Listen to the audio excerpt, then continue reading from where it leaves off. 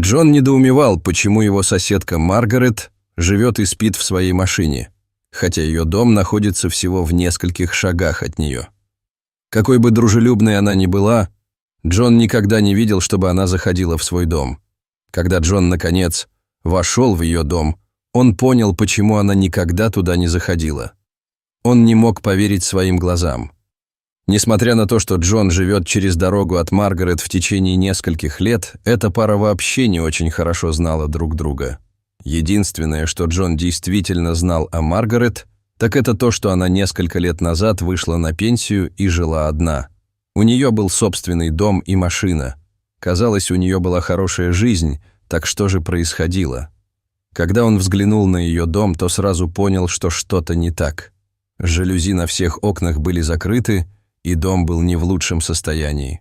Трава заросла, окна были грязными, и даже краска выцвела. Однажды Джон проходил мимо ее машины и услышал плач Маргарет.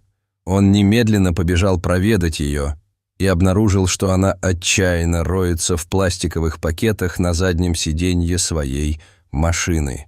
«Что случилось?» – спросил Джон. Осматривая вещи в своей машине, Маргарет обнаружила, что не может найти одну очень важную вещь. Когда Джон спросил, где она может быть, Маргарет указала пальцем в сторону своего дома. Казалось, она боялась даже переступить порог своего дома и покинуть безопасное место в своей машине, которая даже перестала передвигаться. Затем она спросила: «Джон, может быть, ты сможешь зайти внутрь и забрать это?» Мужчина был готов помочь и, наконец-то, узнать то, что было в том доме и почему Маргарет пришлось сбежать. Джон узнал, что она искала фотографию своих родителей, которую оставила в доме.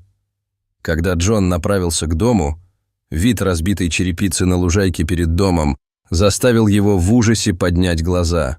Едва взглянув в окно, мужчина увидел груды одежды, мусора и бумаг, и чем ближе он подходил к дому, тем сильнее становился неприятный запах. Когда Джон вошел в дом, ему сразу стало ясно, что в нем никто не может жить. На полу лежали кучи мусора, из-за которых было трудно переходить из одной комнаты в другую. Жить в машине казалось гораздо лучшим вариантом, чем пытаться ориентироваться в этом доме. Когда Джон взял в руки старую книгу, он понял, что приблизился к тому, что искал.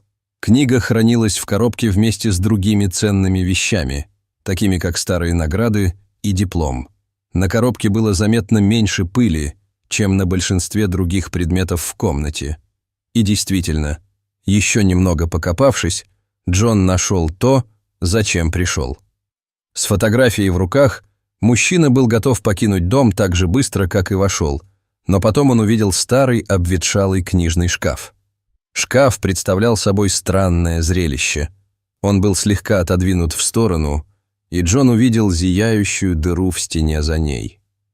Он знал, что у него больше никогда не будет такой возможности, поэтому он отодвинул шкаф подальше, чтобы проникнуть в комнату, и именно там он увидел то, чего никак не ожидал. В отличие от остальной части дома, комната, которую только что обнаружил Джон, была в отличном состоянии. Хотя в комнате было слабое освещение, было очевидно, что цветные фотографии, развешанные по стенам, были очень важны для того, кто жил в этой комнате. Когда Джон вышел из дома, он сразу же сообщил Маргарет, что в ее доме небезопасно. Услышав это, Маргарет сказала: «Я и понятия не имела, что все так плохо». Она согласилась пригласить специалиста в дом, чтобы избавиться от плесени и кучи мусора. Джон также хотел рассказать Маргарет о комнате, к которой никто не прикасался много лет, потому что ему очень хотелось получить ответы. После визита специалист сообщил Маргарет, что единственный оставшийся выход – это снести дом, но таким образом, чтобы это не представляло опасности для соседей или рабочих, которым придется его сносить. Был только один выход, и это означало, что к утру от дома Маргарет ничего не останется. В связи со странными обстоятельствами была вызвана пожарная служба. Они не будут тушить пожар, они начнут новый.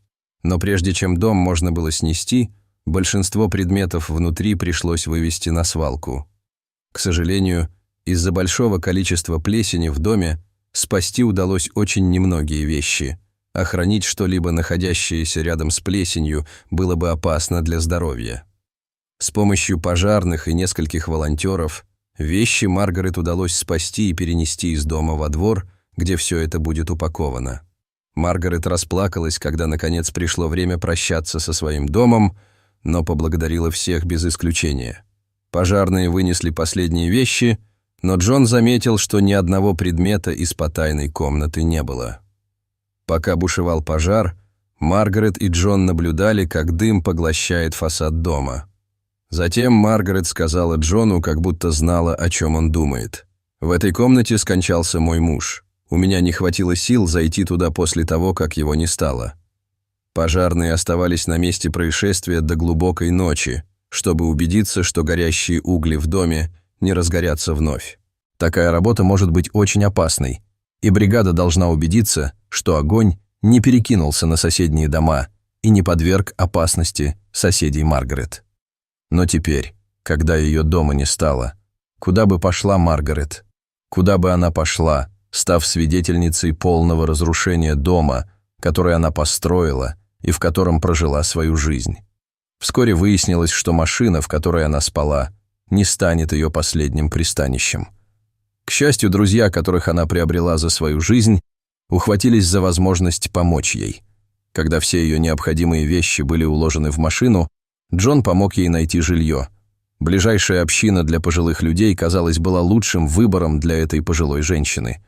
Маргарет давно пора было остановиться в гостеприимном месте, где было бы с кем поговорить. Сообщество пожилых людей приняло Маргарет с распростертыми объятиями. Хотя она, очевидно, все еще переживала смерть своего мужа, Маргарет чувствовала себя лучше, находясь в окружении своих сверстников и имея место, где можно жить в соответствии с ее потребностями. Качество жизни. Маргарет улучшилась в десятки раз после того, как она перестала жить в машине.